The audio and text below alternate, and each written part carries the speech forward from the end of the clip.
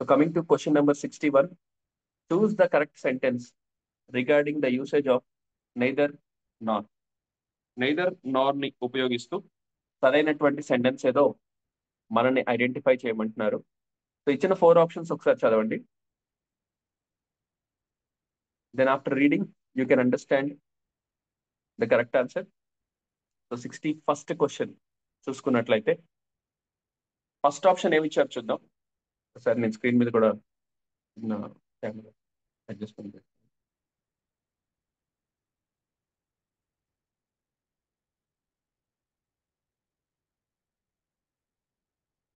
Right. Neither Raju nor his friend do not go there అని ఇచ్చారు. So neither నార్ వచ్చినప్పుడు singular sense ఎప్పుడు రావాలి? నైదర్ నార్ వస్తే అది సింగులర్ సెన్స్. మరి 2 సెంటెన్సెస్ ఇక్కడ టెన్సెస్ కి కూడా టెన్సెస్ ప్లస్ కంజంక్షన్ 2 టాపిక్స్ ని కలిపి ఈ క్వశ్చన్ ఇచ్చారు. ఉదాహరణకి neither Raju nor his friends. So friends అనేది సెకండ్ సబ్జెక్ట్, రాజు అనేది ఫస్ట్ సబ్జెక్ట్. నైదర్ నార్ ఇచ్చినప్పుడు నార్మల్ గా సింగులర్ సబ్జెక్ట్ గా తీసుకోవాలి. కానీ ఇక్కడ neither Raju nor his friends అని ఇచ్చారు. ఫ్రెండ్స్ అంటే ప్లూరల్ సబ్జెక్ట్ వచ్చినప్పుడు డూ వస్తా డస్ వస్తా, సింపుల్ ప్రెజెంట్ టెన్స్ తెలియాలి. సింపుల్ ప్రెజెంట్ టెన్స్ ప్రకారం ఫస్ట్ కేటగిరీ సబ్జెక్ట్స్ అంటే మనం అనుకున్నాం ఫస్ట్ కేటగిరీ సబ్జెక్ట్స్ లో I we you they plurals వస్తాయి. First category subjects I we you they మరియు ప్లూరల్స్. వీటన్నిటికీ సింపుల్ ప్రెజెంట్ చెప్పినప్పుడు డూ చెప్పానా డస్ చెప్పానా అంటే do. Second category subjects he she it names singulars ఏకవచనాలు ఇవన్నీ కూడా సెకండ్ కేటగిరీ వస్తాయి. సెకండ్ కేటగిరీ సబ్జెక్ట్స్ కి మనకి డస్ తీసుకోవాలి. మరి ఇక్కడ ఫ్రెండ్స్ అనగానే ప్లూరల్ కదా, ప్లూరల్ వచ్చినప్పుడు డూ వస్తా డస్ వస్తా అంటే డస్ రాదు, డూవే రావాలి. సో డస్ వచ్చే అవకాశమే లేదు. సో ఇక్కడ థర్డ్ ఆప్షన్ లో కూడా డస్, అది కూడా తప్పే. సరే మరి ఫోర్త్ ఆప్షన్ లో డు నాట్ తర్వాత మళ్ళీ ఎస్ రాదుగా. డూ యూజ్ చేసినప్పుడు V1 రావాలి, డు నాట్ గో. సో ఇక్కడ V1 రావాలి. డూ తర్వాత డస్ తర్వాత ఎస్ వాడకూడదు, డు నాట్ గో అని యూజ్ చేయాలి. Okay, is that clear for everyone? So right answer ఏమవుతుందంటే ఫస్ట్ ఆప్షన్ కరెక్ట్ ఆన్సర్ గా తీసుకోవచ్చు. సో ఇక్కడ 2 టాపిక్స్ కాంబినేషన్ తెలియాలి, సింపుల్ ప్రెజెంట్ టెన్స్ తెలియాలి, కంజంక్షన్ నైదర్ నార్ అనేటువంటి కంజంక్షన్ వాడినప్పుడు నార్మల్ గా అయితే సింగులరే, కానీ ఇక్కడ సెకండ్ సబ్జెక్ట్ ప్లూరల్ కాబట్టి ప్లూరల్ సబ్జెక్ట్స్ కి డూ వస్తుంది. అండ్ డూ తర్వాత ఎప్పుడైనా డూ ప్లస్ V1 వస్తుంది, V2 రాదు. ప్లస్ డూ వాడిన తర్వాత ఎస్ రాదు. So 2 aspects you have to learn.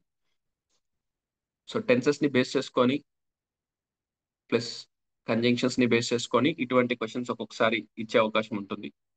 So let us move to the next question. So already students కూడా కమెంట్స్ లో ఆన్సర్ చేశారు, nice. Next question number 62. So question number 62 on the screen right now. He left behind some food.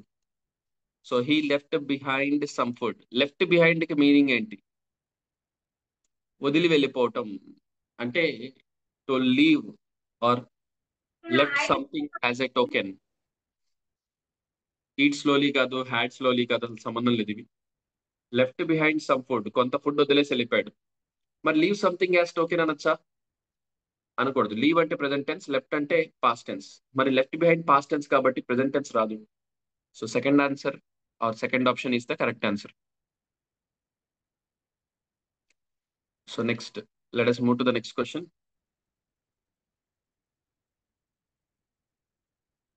Choose the modal auxiliary verb that can be used to express ability. సామర్థ్యాన్ని తెలియజేయడానికి, ఎబిలిటీని తెలియజేయడానికి వీటిల్లో సరైనటువంటి modal auxiliary ఏంటి? So choose the modal auxiliary verb that can be used to express ability. Ability of a person అంటే సామర్థ్యం. ఒక వ్యక్తి యొక్క సామర్థ్యాన్ని చెప్పే మోడల్ ఆక్సిలరీ ఏది? ఎస్, పాస్ట్ ఎబిలిటీ అయితే could. Yeah, very good. Present ability అయితే కెన్, పాస్ట్ ఎబిలిటీ అయితే కుడ్. సో కుడ్ అని మెన్షన్ చేశారు. వెరీ గుడ్ కామెంట్స్ లో. So students who gave the answer, excellent అండి, nice. So could is the right answer. May అనేది probability చెప్తుంది, permission కోసం వాడతాం. షుడ్ అనేది రూల్స్ అండ్ రెగ్యులేషన్స్ లేదా ఆబ్లిగేషన్స్. మైట్ అనేది జరిగి ఉండి ఉండేది. So might is also used as past tense of may. So అట్లా మనం చూసుకోవచ్చు. Very good response from the students. Right, next move to the next question.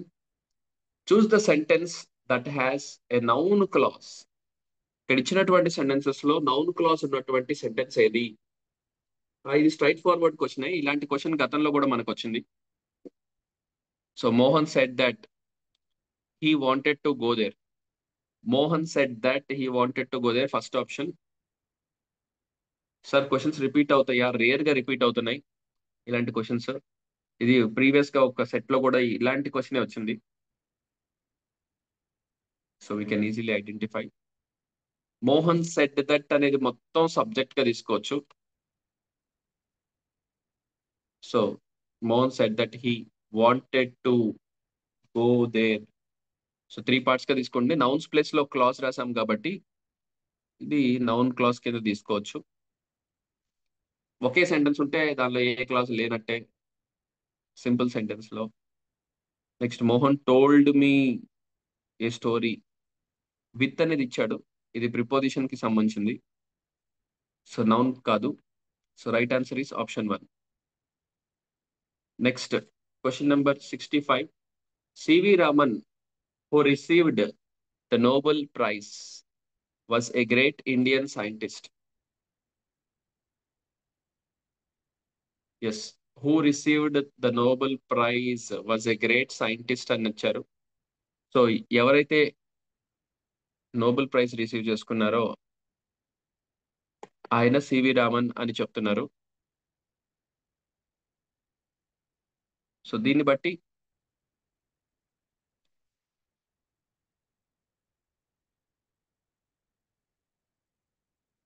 Correct answer ఏంటి? So let us see.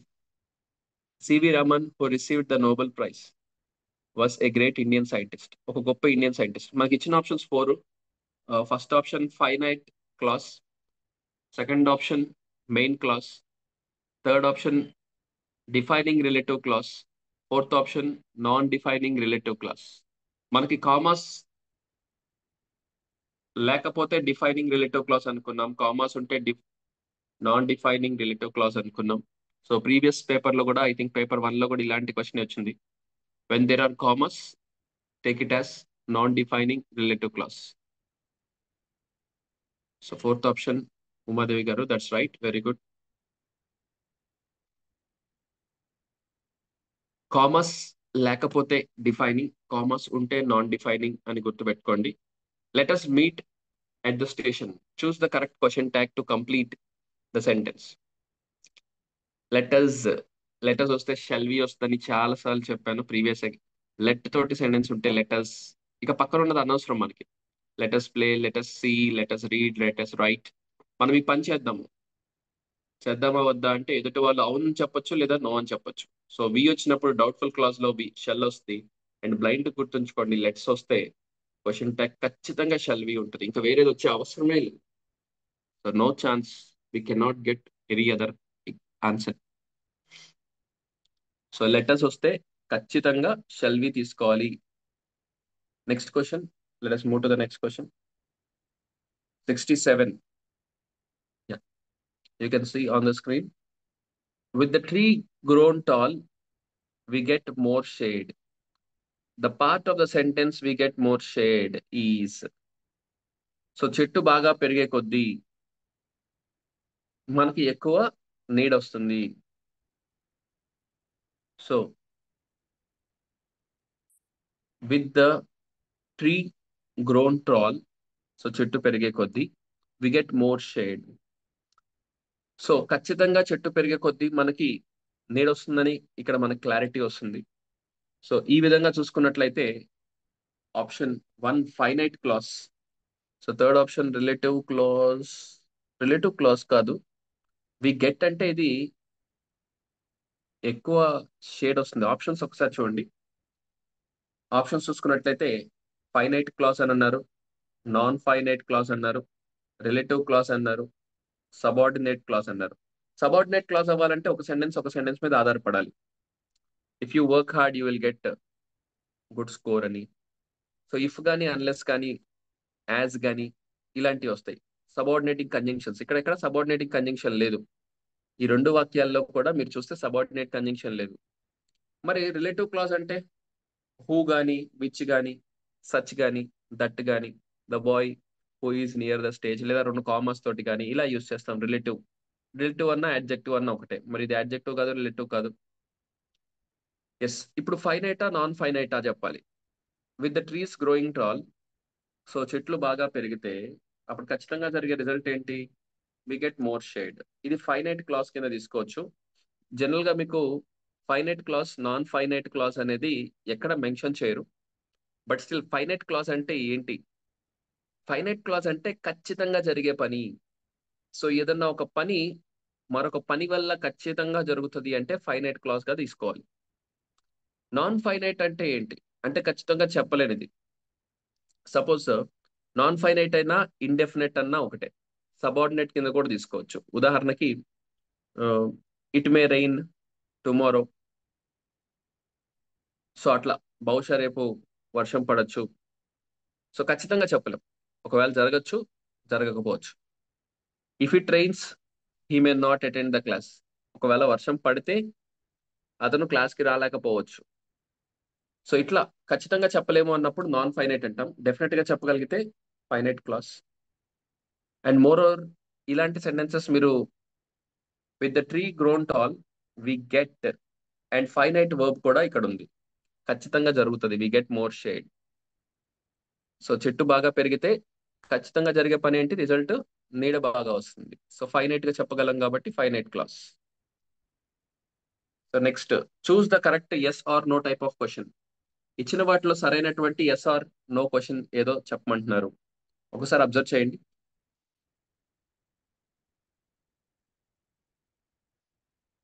So option 2 అంటున్నారు, are you read novels. ఒకసారి think చేయాలి. Option 2 అంటున్నారు యశోద గారు. Are you read novels వస్తుందా? Are వచ్చినప్పుడు V1 ING రావాలి కదా. ఆర్ యు రీడింగ్ రావాలి. మరి రీడింగ్ లేదు కదా. సో కొంచెం థింక్ చేయాలి. డస్ హీ రీడ్స్, డస్ వచ్చినప్పుడు SRES రాదు కదా. Yes sir. Are you read రాదు, are you reads, are you reading రావాలి. So won't you come here, meaningful.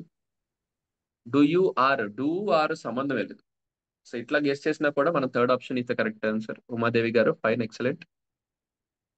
Yeah got it right. So third option is the correct answer. Now let us move to the next question. Question number 76.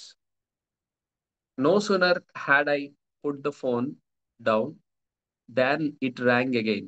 The meaning of this sentence can be expressed. అంటే ఇదే sentence ని ఎలా కూడా express చేయొచ్చు. So జాగ్రత్తగా think చేయండి. Very interesting question. Straight question కాదు, కొంచెం tricky question. Students, you can try this.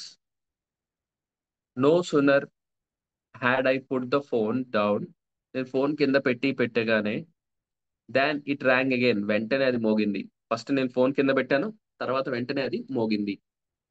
మరి ఇటువంటి సెంటెన్స్ ని సేమ్ మీనింగ్ వచ్చేటట్టుగా ఈ 4 సెంటెన్సెస్ లో ఏది ఉంది అని అడుగుతున్నారు. Before putting the phone down it rang, phone పెట్టక ముందే మోగింది అంటున్నాడు. సో సంబంధమే లేదు.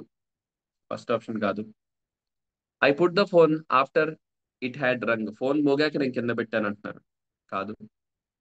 After the phone rang again I put it down, phone మోగాక నేను కింద పెట్టాను అంటున్నారు. లాస్ట్ ఆప్షన్ చూడండి, I had scarcely put the phone down when it rang ఉండి ఉంటుంది కింద. సో అక్కడ కింద మనకి ఇంకా ఆప్షన్ కనిపించట్లేదు, బట్ స్టిల్ ఇక్కడ ర్యాంగ్ ఉంటుంది. So right answer is fourth option.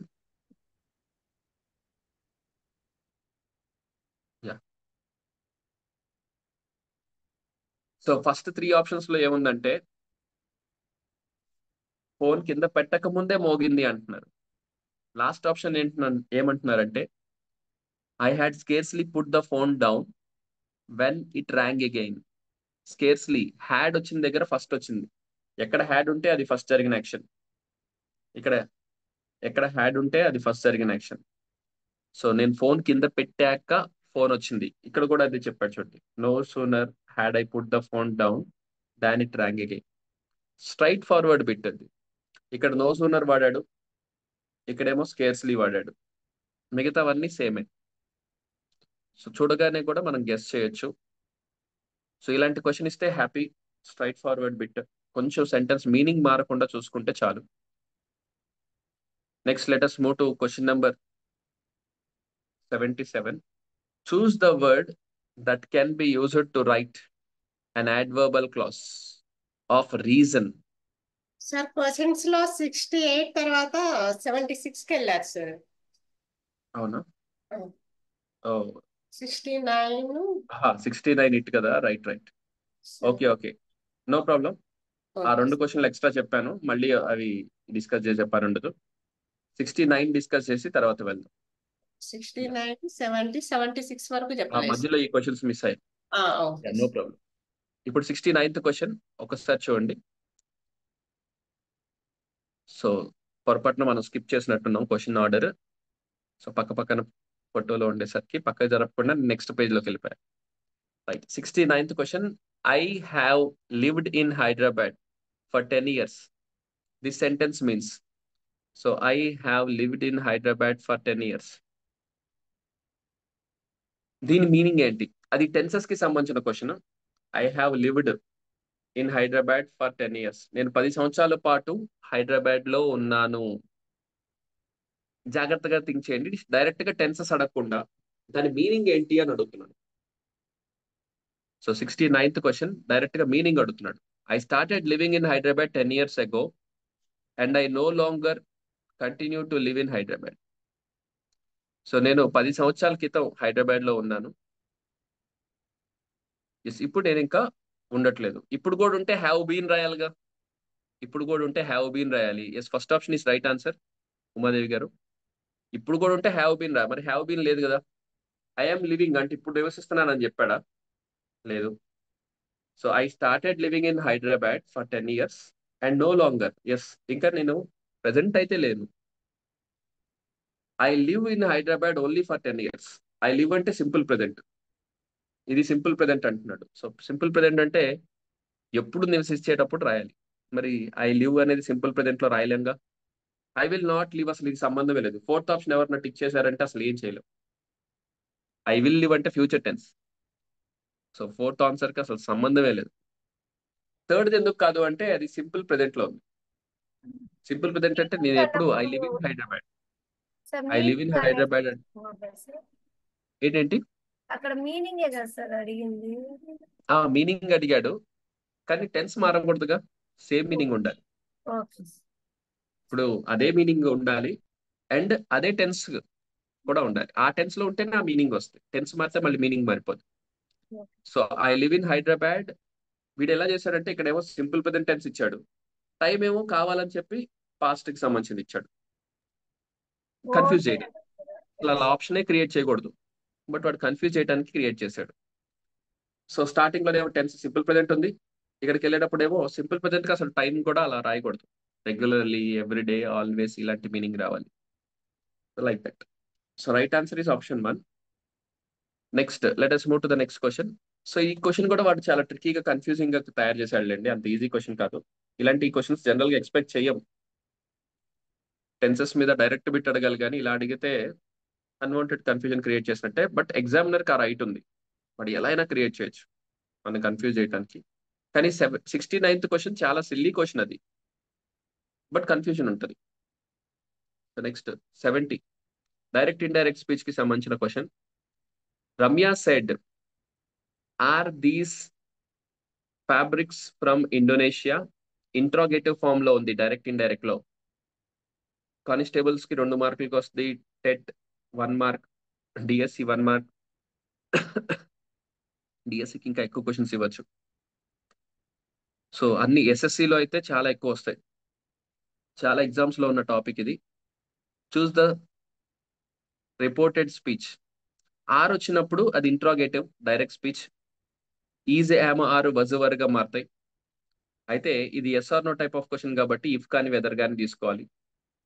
Ramya asked, yeah asked రావాలి. ఎస్, వెరీ గుడ్ సుష్మా గారు, first option. So Ramya asked ఇది చూడగానే మనం చెప్పేయచ్చు ఫస్ట్ ఆప్షన్ అని. ఇక అసలు ఇంట్రాగేటివ్ అని ఇచ్చాడు, ఇది చాలా straight forward bit. Asked, said వచ్చే అవకాశం లేదు. సో ఒకే ఒక్క స్టెప్ తోటి మనం ఆన్సర్ చెప్పగలిగాం. మిగతా స్టెప్స్ అన్ని తెలియకపోయినా కానీ డైరెక్ట్ ఇండైరెక్ట్ లో క్వశ్చన్ మార్క్ వచ్చినప్పుడు ఫుల్ స్టాపే ఉంటుంది. అదే యాక్టివ్ ప్యాసివ్ లో అయితే క్వశ్చన్ ఉంటే క్వశ్చనే ఉంటుంది. ఇక్కడ అన్ని ఆప్షన్స్ లో కూడా ఫుల్ స్టాప్ ఇచ్చాడు కాబట్టి ఆ టెన్షన్ కూడా లేదు.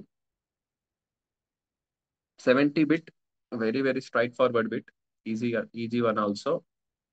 Next, it is time you dash to bed. ఇది టెన్సెస్ లో ఒక స్పెషల్ క్వశ్చన్. ఎప్పుడైనా ఇట్ ఈస్ టైమ్ అనేటువంటి టైం ఫ్రేమ్ ఇస్తే ఆప్షన్స్ లో V2 తీసుకోవాలి. సో ఇట్ ఈస్ టైమ్ అని కానీ, హార్డ్లీ, నెక్స్ట్ ఇంకొకటి it is time, it is too late అని కానీ, ఇట్ ఈస్ హై టైమ్ అని కానీ, ఈ మూడు, it is time, it is too late, it is high time, ఇలాంటిది ఇస్తే ఇప్పటికే ఆలస్యం అయిపోయింది అంటే సింపుల్ పాస్ట్ లో ఉన్నట్టు. అప్పుడు ఆన్సర్ V2 ఫామ్ లో ఉండాలి. సో ఇక్కడ రైట్ ఆన్సర్, యా, ఉమాదేవి గారు, fine, very good. Vent, go, vent, will go, had gone. అదే హ్యాడ్ గాన్ రావాలంటే పాస్ట్ కి సంబంధించిన ఏదైనా టైం ఇవ్వాలి. గో అనేది సింపుల్ ప్రెసెంట్ లో ఇవ్వాలి. విల్ అనేది ఫ్యూచర్ టెన్స్. సో ఎలిమినేట్ చేసినా కూడా మనకి V2 is the right answer. It is time లేదా ఇట్ ఈస్ హై టైమ్ అని ఇస్తే బ్లైండ్ గుర్తుంచుకోండి, V2 ఫామ్ ఎప్పుడు ఆన్సర్ అవుతుంది. ఇలాంటి క్వశ్చన్ ఏది ఇచ్చినా ఇట్ ఈస్ టైమ్ అని కానీ, ఇట్ ఈస్ హై టైమ్ అని కానీ, ఇట్ ఈస్ టూ లేట్ అని కానీ, ఇలాంటి ఆప్షన్స్ ఇస్తే ఇచ్చిన ఆప్షన్స్ లో V2 తీసుకోవాలి. Straightforward bit from tenses. So ఇప్పటికి చూస్తే టెన్సెస్ లో దాదాపు 3 క్వశ్చన్స్ వచ్చినాయి. 3 modals related to tenses. Next, direct indirect ఇంకో క్వశ్చన్ ఇచ్చారండి. 2 మార్క్స్ అంటే 2 క్వశ్చన్స్ ఇచ్చినట్టే. I have plenty of food cousin said the boy. నా దగ్గర చాలా ఫుడ్ ఉంది అని కజిన్ చెప్పాడంట. Yes, said the boy. Yes, ఇక్కడ బాయ్ చెప్పాడు I have plenty of food cousin. Cousin కి చెప్పాడు, కజిన్ చెప్పలా, బాయ్ చెప్పాడు. సో చూడగానే సెకండ్ ఆప్షన్ ఎలిమినేట్ చేసేసేయండి, ఎందుకంటే కజిన్ చెప్పలేదు కదా, బాయ్ కదా చెప్పింది. సో చూడగానే సెకండ్ ఆప్షన్ ఎలిమినేట్ చేయొచ్చు. The boy told the cousin, లేదా సెడ్, సెడ్ దట్ తీసుకోవచ్చు. సో అయితే టోల్డ్ రాయాలంటే మనకి ఇక్కడ కజిన్ అనేటువంటి ఆబ్జెక్ట్ ఉండాలి. సో ఇక్కడ పక్కన ఆబ్జెక్ట్ ఇచ్చాడు కాబట్టి okay, the boy told the cousin, ఇది ఓకే. సెడ్ కూడా ఓకే, సెడ్ కూడా ఓకే, అంతవరకు ఓకే. ఐ హ్యావ్, హ్యావ్ అనేది ఎప్పుడు హ్యాడ్ గా మారుతుంది. సో హ్యాడ్ గా మారుతుంది. ఇక్కడ హ్యాడ్ ఇచ్చాడు, ఇదైనా ఆల్రెడీ ఎలిమినేట్ చేసేసాంగా. ఇక్కడ హ్యాడ్ ఇచ్చాడు, ఇక్కడ హ్యాడ్ ఇచ్చాడు. సో ఇక్కడ వరకు ఓకే. ఐ అనేది ద బాయ్ గా మారుతుంది అంటే అతను కాబట్టి హీగా రాయాలి. సో హిజ్ కజిన్ కాదు. ఐ అనేది ఎవరు, ఒక బాయ్, ఈ బాయ్, ఏ అనేటువంటి ఈ బాయ్ అతని యొక్క కజిన్, కజిన్ ని సి అనుకుందాం కాసేపు. కజిన్ తోటి చెప్పాడు, ఏమని చెప్పాడు, I have plenty of food అంటే ఏ దగ్గరేగా ప్లెంటీ ఆఫ్ ఫుడ్ ఉంది, మరి బాయ్ ఏనే కదా. సో అతని గురించి మనం చెప్పేటప్పుడు హీ అనాలా షీ అనాలా, అంటే హీ అనాలి. సో హీ ఇక్కడ ఉంది, ఇక్కడ కూడా ఉంది. Had plenty of food. అయితే ఫర్ హిస్ కజిన్ వాడకూడదు, ఎందుకనంటే కజిన్ కోసం ఉంది అని చెప్పాల, కజిన్ ఉంది అని చెప్పాడు. కాబట్టి ఇలాంటి క్వశ్చన్ ఇచ్చినప్పుడు మనకి right answer fourth option, already Yashoda గారు ఫస్ట్ మెన్షన్ చేశారు. రైట్, కరెక్ట్ ఆన్సర్ అండి. The boy told his cousin. ఆ అబ్బాయి వాళ్ళ కజిన్ తోటి చెప్పాడు ఏమని అంటే he had plenty of food, అతని దగ్గర చాలా ఫుడ్ ఉందని. ఆ అబ్బాయి ఎవరో కాదు, ఈయనే. ఆ అబ్బాయి వాళ్ళ కజిన్ తోటి చెప్తుంటే మనం విన్నాం. So right answer is fourth option. Fine, very good. Next, let us move to the next question. మీకు టెట్, డిఎస్సి ఈ స్టాండర్డ్ క్వశ్చన్స్ ప్రిపేర్ అయితే కానిస్టేబుల్ అండ్ మిగతా స్టూడెంట్స్ కి చాలా ఈజీ అయిపోద్ది. ఎందుకంటే వీళ్ళకి ఇచ్చే క్వశ్చన్స్ కొంచెం టఫ్ ఉంటాయి. ఇంకా కానిస్టేబుల్ లెవెల్ అయితే ఇంకా ఈజీ ఉంటుంది. కాబట్టి hope it will be easy for you. Next, Indira wishes she dash a new car. Indira wishes అంటే ఆమె ఆశిస్తుంది. విషెస్ ని తెలియచేసేటప్పుడు బహుశా నా దగ్గర ఒక కార్ ఉంటే, I wish I had a new car. I తోటైనా ఏ సబ్జెక్ట్ తోటైనా హ్యాడ్ వాడచ్చు. విషెస్ చెప్పేటప్పుడు ఎప్పుడు కూడా so I wish I had a car, నా దగ్గర ఒక కారు ఉంటే బాగుండేది. ఇది విషెస్ కి సంబంధించినటువంటి సెంటెన్స్. కరెక్ట్ వర్బ్ ఏం వాడాలంటే విషెస్ గురించి చెప్పేటప్పుడు హ్యాడ్ వాడాలి. I wish it had reigned, వర్షం పడితే బాగుండని ఆశించాను. అదే ఇఫ్ రాశారు అనుకోండి, వర్ వాడాలి. If I were. So were అనేది ఇమాజినరీ కండిషన్ ఇఫ్ తోటి. అలాగే నార్మల్ సెంటెన్స్ రాసేటప్పుడు విష్ అనేటువంటి పదం వస్తే తర్వాత హ్యాడ్ అనేటువంటి హెల్పింగ్ వర్బ్ వాడాలని గుర్తుంచుకోండి. I wish I had a car, నా దగ్గర ఒక కార్ ఉంటే బాగుండేది. ఏ సబ్జెక్ట్ కైనా సరే ఇమాజినరీ సిచ్యువేషన్స్ ని మనం రాసేటప్పుడు హ్యాడ్ వాడాలి. సో హ్యాజ్ వచ్చే అవకాశం లేదు. విల్ నాట్ హ్యాడ్, అసలు విల్ నాట్ హ్యాడ్ అనే కాంబినేషన్ అసలు పొరపాటును కూడా రాదు. ఎక్కడ విల్ నాట్ హ్యాడ్ ఉండదు. డజంట్ హ్యాడ్ కూడా రాయం. డజంట్ వాళ్ళు రాసినా కూడా హ్యావ్ రాయాలి. ఆ కాంబినేషన్ కూడా కరెక్ట్ కాదు. సో మనకి చూడగానే థర్డ్ ఆప్షన్ కరెక్ట్ ఏమో అని అనిపిస్తుంది, కానీ అది wrong. Next, sir 74th question. చెప్పండి. Sir I had a car అన్నామంటే ఐ దా- హ్యాడ్ ఏ కార్ అంటే ఆల్రెడీ కలిగి ఉన్నానని అర్థం. అంటే సపోజ్ ఇప్పుడు కూడా ఉందనా సార్? గతంలో కలిగి ఉన్నాను. ఉదాహరణకి I had a car in 2010. ఆ, 2010లో నేను కారు కలిగి ఉన్నాను. ప్రెసెంట్ కలిగి ఉన్నామని చెప్పట్లే అక్కడ. ఇక్కడ ఓకే ఏంటంటే విష్. విష్ చెప్పేటప్పుడు కూడా I wish I had a car, నా దగ్గర కారు ఉండి ఉంటే బాగుండేది అనేటువంటి అర్థం అన్నమాట. ఓకే. రెండు వేరు వేరు. ఆ, ఐ హ్యాడ్ ఏ కార్ అంటేనేమో గతంలో నేను కారు కలిగి ఉన్నాను. ఇప్పుడు కూడా కలిగి ఉన్నానంటే ఐ హ్యావ్ ఏ కార్. ఆ, so okay. I have a had అంటే కార్. గతంలో ఉంటే హ్యాడ్. గతంలో ఉండింది. Okay so I had a car in the past. So I wish I had a car, car ఉండుంటే బాగుండేది. సో ఐ విష్ విషెస్ ని తెలియచేసేటప్పుడు had కూడా వాడచ్చు. Rare question. ఈ క్వశ్చన్ పేపర్ దాదాపు టెన్సెస్ మీద ఫోకస్ చేశాడు. 4-5 బిట్లు టెన్సెస్ కి. ఇది కూడా టెన్సెస్ ఏం కాదు, బట్ వర్బ్స్ కి సంబంధించినది. అంటే వర్బ్ హ్యాడ్ అనేది ఇమాజినరీలో కూడా వాడచ్చు అని చెప్పే example. Right. Next, let us move to the next question. 74. He is swimming in a pool. In the above sentence, swimming is. ఇది నాకు తెలిసి ప్రతి ఒక్కళ్ళు ఆన్సర్ చేయొచ్చు. ఎందుకంటే ఇలాంటి క్వశ్చన్ అనుకోకుండా మనకి ప్రీవియస్ పేపర్ లో ఒక దగ్గర వచ్చింది ఇలాంటి మోడల్. ఎస్, ఇలా పేపర్స్ ప్రాక్టీస్ చేసే కొద్దీ మీకు ఆ కాన్ఫిడెన్స్ వస్తుంది. So don't worry. So he ఈ స్విమ్మింగ్ ఇన్ ఏ పూల్, అతను స్విమ్మింగ్ చేస్తున్నాడు పూల్లో. ఎస్, ఇది present participle. Very good, nice answer from the students.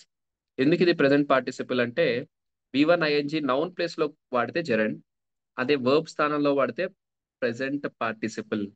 So మీకు ఆల్రెడీ ఇది ఎక్స్ప్లెనేషన్ ప్రీవియస్ పేపర్స్ లో కూడా చెప్పాను కాబట్టి ఒకసారి ప్రీవియస్ పేపర్స్ లో కూడా యూజ్ చేయండి. అదే V3 వాడి ఉంటే అది పాస్ట్ పార్టిసిపల్ అయింది.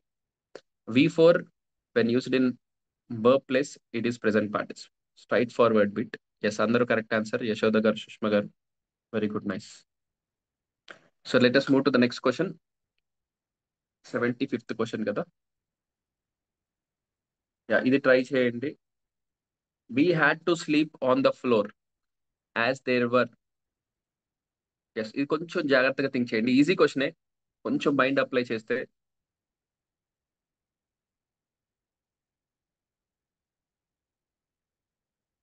Yes, we had to sleep on the floor.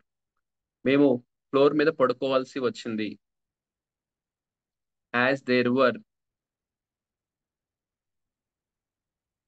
As there were. Yes Sushma, you are right. So Sushma గారు, ఉమాదేవి గారు, పర్ఫెక్ట్. ఇది సెంటెన్స్ ఆర్డర్ కి సంబంధించిన question. We had to sleep on the floor. కింద పడుకోవాల్సి వచ్చిందంట. As there were not enough beds. So not enough beds, తగినన్ని beds లేవు కాబట్టి. As there were enough beds అనకూడదు. ఫ్లోర్ మీద పడుకున్నారంటే ఏంటి? Had to sleep on the floor, నేల మీద పడుకోవాల్సి వచ్చిందంట. ఎప్పుడు నేల మీద పడుకుంటారు? బెడ్స్ లేకపోతేనే కదా. కాబట్టి నో రావాలి. ఇక్కడ ఇచ్చిన ఆప్షన్స్ రెండిట్లో నో ఉంది. So 3, 4 eliminate. మరి ఈ రెండిట్లో నాట్ ఇనఫ్ బెడ్స్ అని అంటారా, నాట్ బెడ్స్ ఇనఫ్ అంటారా? నాట్ ఇనఫ్ బెడ్స్ అనేది కరెక్ట్. ఓకే, తగినన్ని బెడ్స్ లేవు. ఇనఫ్ అనేది యాడ్జెక్టివ్. యాడ్జెక్టివ్ ఎప్పుడు నౌన్ కి ముందు రాస్తాం. ఇది నౌన్. నౌన్ కి ముందు రాసేది యాడ్జెక్టివ్. ఫస్ట్ నౌన్ రాసి తర్వాత యాడ్జెక్టివ్ రాయకూడదు. మీకు యాడ్జెక్టివ్స్ చెప్పినప్పుడు కూడా చెప్పాను. హీఈస్ టాల్ బాయ్ అంటావా, హీఈస్ బాయ్ టాల్ అంటావా? టాల్ బాయ్ అంటాం. అంటే యాడ్జెక్టివ్ ఎప్పుడు కూడా నౌన్ కి ముందే రావాలి. So right answer is second option. Straightforward bit, this very simple one. ఇది కూడా ఈజీ క్వశ్చనే, టఫ్ ఏం కాదు. నెక్స్ట్ 76th క్వశ్చన్ ఆల్రెడీ చెప్పుకున్నాం. I think yeah. Choose the word that can be used to write an adverbial clause of reason. ఈ క్వశ్చన్ చెప్తూ ఆపేసాం ఇందాక 77. సో 77th క్వశ్చన్ చూసుకున్నట్లయితే, అడ్వర్బల్ క్లాజ్ ఆఫ్ రీజన్, ఒక కారణం చెప్పటానికి. కారణం చెప్పటానికి బికాజ్ వాడచ్చు, సిన్స్ వాడచ్చు. అయితే ఇక్కడ సిన్స్ ఇవ్వాలా, బికాజ్ ఇవ్వాలా? మిగతా ఏం వాడచ్చు అంటారు? జస్ట్ గెస్ చేయండి. ఇఫ్ వాడారంటే కండిషన్, ఉదాహరణకి ఇలా జరుగుంటే అలా జరిగేది. వెన్ వాడారంటే ఇది కూడా కండిషనే. హూ అంటే relative clause. So as is right answer. As. Yeah, very good Yashoda గారు, fine. As he worked hard, అతను. మీరు ఒకవేళ ఇలాంటి క్వశ్చన్ ఇచ్చింది అనుకోండి, అన్ని సెంటెన్సెస్ తోటి ఒక్కొక్క సెంటెన్స్ ఫ్రేమ్ చేసుకొని మైండ్ లో థింక్ చేయండి. As he worked hard he got job. అతను కష్టపడ్డాడు కాబట్టి అతనికి జాబ్ వచ్చింది. మరి యాజ్ తోటి క్లాస్ ఆఫ్ రీజన్ చెప్పొచ్చు కదా. As he worked hard, as ఒకటి వాడచ్చు. నెక్స్ట్ సో కూడా వాడచ్చు రీజన్ చెప్పడానికి. ఇంకా బికాస్ వాడచ్చు, సిన్స్ వాడచ్చు. సో ఇవన్నీ కూడా రీజన్స్ చెప్పడానికి వాడతాం, కారణాలు చెప్పడానికి. If you work hard you will get, అది కారణం కాదు, కండిషన్. కాబట్టి అది కాదు. When you work hard you will get success, ఇది కూడా కండిషనే. నెక్స్ట్ హూ రిలేటివ్ క్లాస్ కి వాడతాం. Okay, so like that we can guess. 77th question, this is also simple one. కొంచెం సెంటెన్స్ చదవగలిగితే మనకి ఈజీగా అర్థమవుతుంది. Next, choose the correct noun phrase with the correct order of adjectives. So correct order of adjective ఏంటి అనేది మనం ఇక్కడ identify చేయాలి.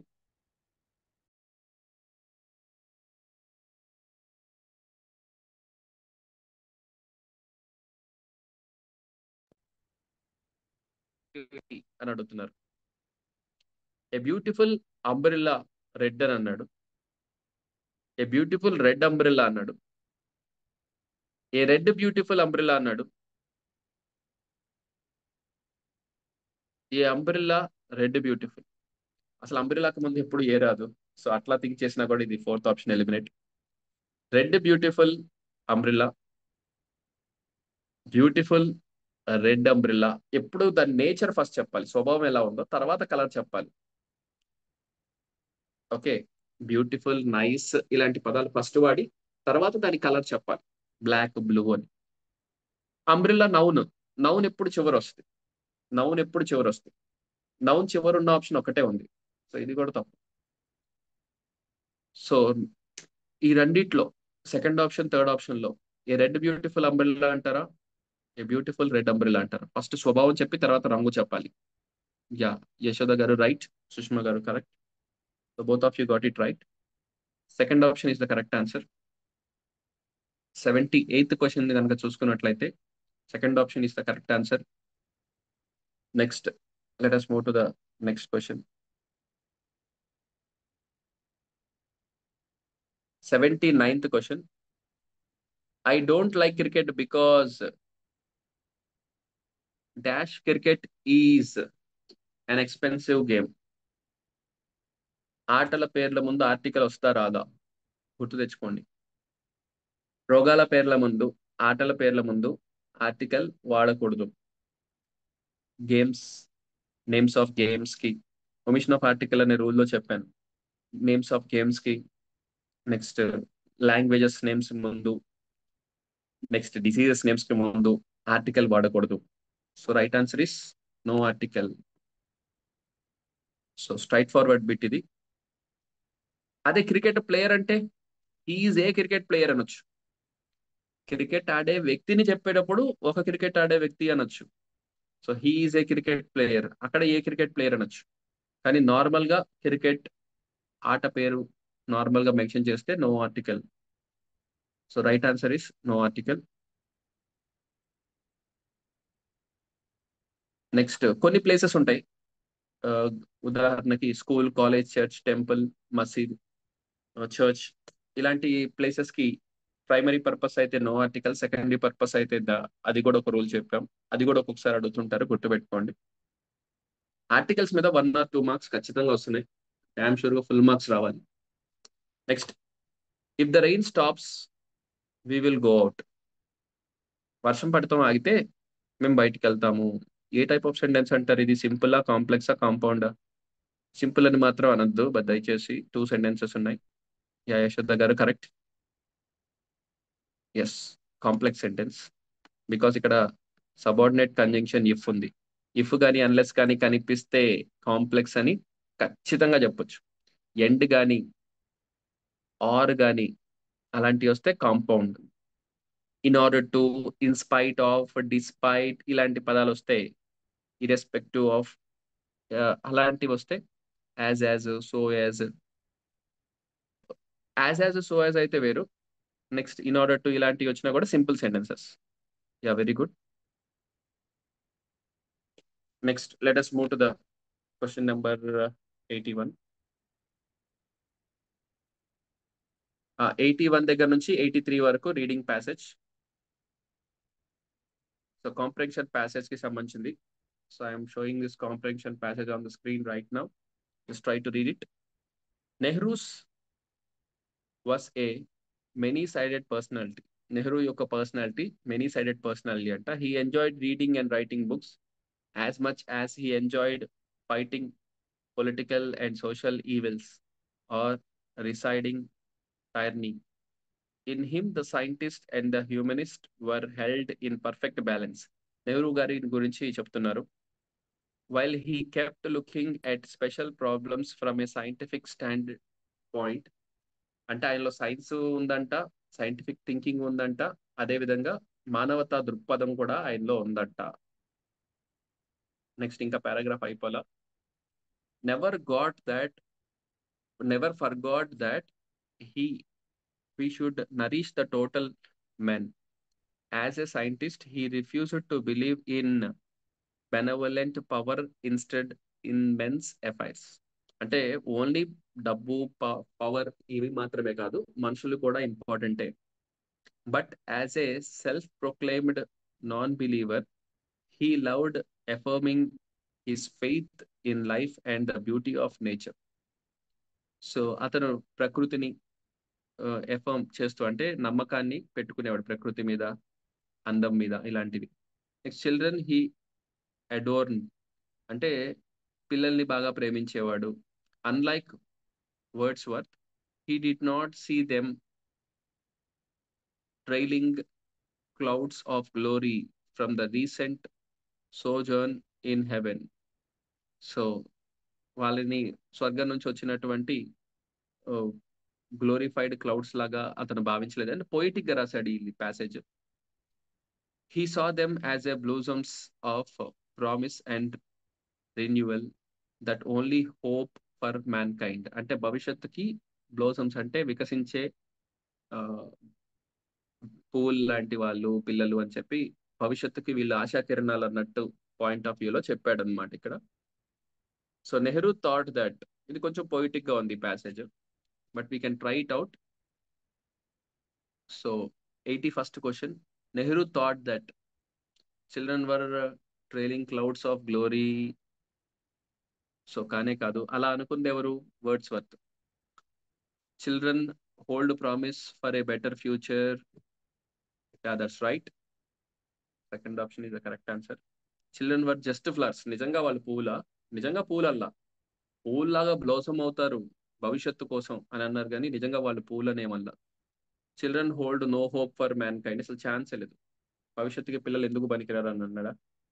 So పిల్లల్లో ఆశాభావం ఉంది. పిల్లలు, ఈ నేటి పిల్లలే రేపటి పౌరులు అంటారు కదా, అది కూడా ఈయన యొక్క ప్రిన్సిపల్ అని కూడా అంటుంటారు. Nehru enjoyed so reading but not writing, not fighting social evils, smelling flats, reading and writing books. ఏది కరెక్ట్ అంటారు? Very straightforward bit, reading and writing books. So కొన్ని ప్యాసేజెస్ చాలా ఈజీగా ఉంటాయి. నెక్స్ట్, ఏ మ్యా ఏ many sided personality mean. Many sided personality అంటే ఏంటి? So A personality that cannot be understood, అర్థం కాని మనిషి. ఏ సీక్రెటివ్ పర్సనాలిటీ, రహస్యంగా ఉండేటువంటి పర్సనాలిటీ. ఏ పర్సన్ హ్యావింగ్ వేరీడ్ ఇంట్రెస్ట్, రకరకాల ఇష్టాలు కలిగినటువంటి వ్యక్తి అని అంటున్నారు. A person having interest only in science. So straightforward bit ఇది కూడా. Third option is the correct answer. తర్వాత మళ్ళీ మీకు మెథడాలజీ ఉంటుంది దీని తర్వాత. So will explain till here. Having varied interest.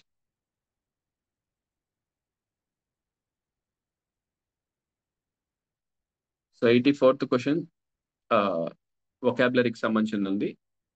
Choose the antonym of earnest. So earnest అనే పదానికి యాంటనిమ్. సో ఇది ప్యాసేజ్ లోంచి ఇచ్చాడా? ఎర్నెస్ట్ 83rd వరకే కదా, 83 వరకే. 84th ఎక్స్ట్రా బిట్ ఇది. యాంటనిమ్ అంటే opposite. So earnest, let us check it out. I'm not sure with this word. Earnest అంటే it is related to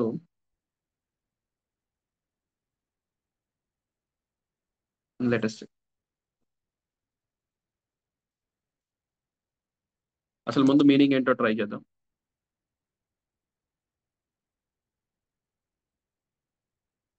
Ernest, serious or determined. ఏదన్నా ఒక విషయం పట్ల బలమైనటువంటి సంకల్పం ఉంటే దాన్ని ఎర్నెస్ట్ అని అంటారు. సో అడేషియస్ కాదు. ట్రెమెండ్రస్, ఇది కూడా. అడేషియస్ అన్న ట్రెమెండ్రస్ అన్న ఒకటే. బలమైనటువంటి ఆశ ఉండటం.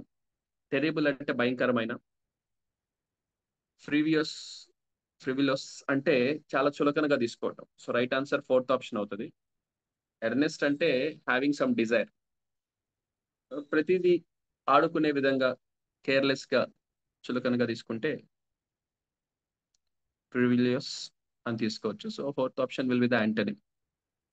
మిగతా ఆడియస్ అన్న ట్రెమెండ్రస్ అన్న చాలా గొప్ప, ఫోకస్డ్, మిగతావన్నీ మీనింగ్స్ అవుతాయి. సో మిగతా మూడు ఆప్షన్స్ కూడా దీనికి మ్యాచ్ అవ్వట్లేదు.